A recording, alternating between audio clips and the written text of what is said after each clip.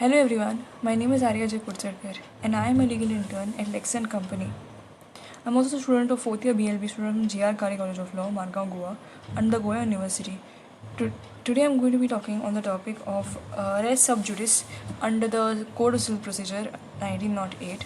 And the purpose of me in this video is to spread awareness about this important stay of suit principle under Code of Civil Procedure. So, Section 10 of the Civil Procedure Code provides that stay of suit. No court shall proceed with the trial of any suit in which the matter in issue is also directly and substantially in issue in a previously instituted suit between the same parties or between parties under whom they or any of them claim litigating under the same title where such suit is pending in the same or any other court in India having jurisdiction to grant the relief claimed or in any court beyond the limits of India established or continued with the central government having like jurisdiction or before the Supreme Court. The explanation says that the pendency of the suit in a foreign court does not preclude the courts in India from trying a suit found on the same cause of action. Under only the trial of the suit can be stayed and the conditions therein are there must be two suits, one previously instituted and the other subsequently instituted. The matter in issue in the subsequent suit must be directly and substantially in the issue of previous suit. Both the suits must be between the same parties or their representatives. The previously instituted suit must be pending in the same court in which the subsequent suit is brought, or in any other court in India, or in any court beyond the limits of India established or continued by the central government or before the Supreme Court. The court in which the previous suit is instituted must have jurisdiction to grant the relief claimed in the subsequent suit. Each party must be litigating under the same title in both the suits. As soon as the above conditions are satisfied, a court cannot proceed with the subsequently instituted suit since the provisions contained in Section 10 are mandatory. Manohar Lal versus Seth Hiranal, and no discretion is left with the court. The order staying proceedings in the subsequent suit can be made at any stage, which was held in Life Pharmaceuticals Private Limited versus Bengal Medical Hall.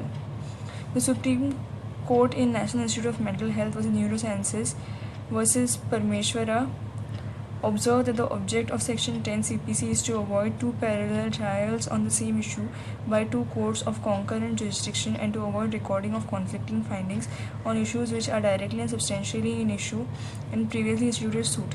The language of Section 10 suggests that it is referable to suit instituted in the civil court and it cannot apply to proceedings of another nature instituted under any other suit.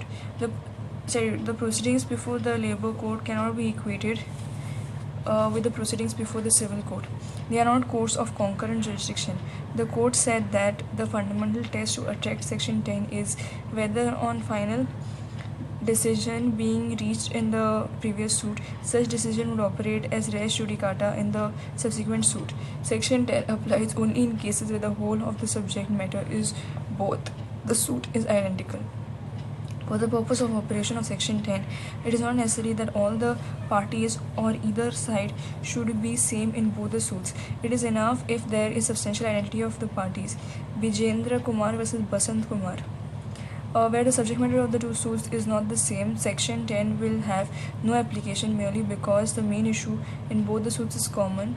Thus, where the earlier suit was for permanent injunction and the subsequent suit was for partition of both movable and immovable properties, it was held the subject matter of two suits not being the same. Section 10 was not detected. It held Bijendra Kumar versus Basant Kumar. The working test to determine the applicability of Section 10 is whether the decision in the previously instituted suit not suits the subsequent suit, which would fall as a whole on the principle of res judicata. Vijendra Kumar versus Basant Kumar. Even if the cause of action relief prayed for or some of the issues is from subsequent suit may differ. Please do like, share and subscribe and comment on my video, and do like and subscribe my channel, like click and make sure to press the bell icon to get notification when you post a video. Also please give me a feedback on this video and previous videos which you can see on this YouTube channel. And if you have any questions related to this video and previous videos, please post it in the comment section below. I will reply as soon as possible. Lastly, this video doesn't solicit any type of promotion or advertisement as per the guidelines of the Bar Council of India, and the sole purpose of making this video is for educational purposes only. Thank you.